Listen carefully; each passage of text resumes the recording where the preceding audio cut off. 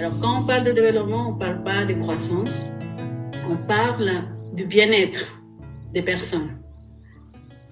Et la façon comment cette personne-là arrive à vivre en harmonie avec l'environnement.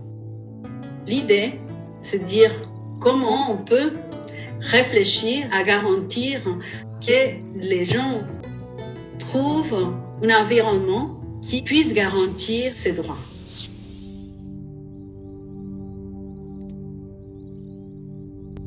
Dans les sociétés patriarcales, qui sont les sociétés majoritaires, où les hommes ont plus de pouvoir que les femmes, on assiste donc à une asymétrie de pouvoir entre les hommes et les femmes. Donc cette asymétrie de pouvoir occasionne une disproportion dans l'accès aux ressources et l'accès donc aux fruits du développement.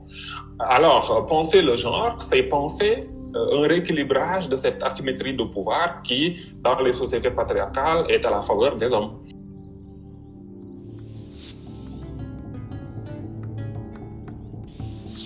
Les inégalités de genre ne sont pas une fatalité.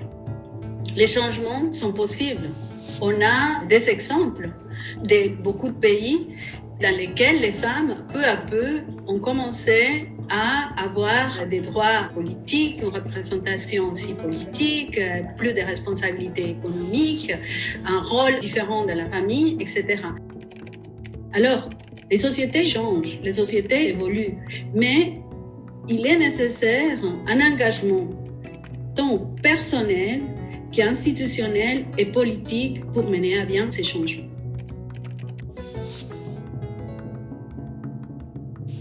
On cherche à recruter des étudiants qui ont une expérience dans le monde du développement, qui vont enrichir par leur participation dans le programme.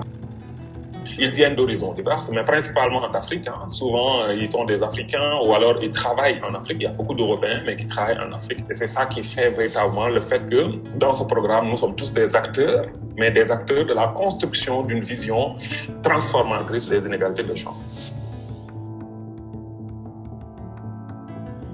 Alors, qu'est-ce qu'on cherche à la fin?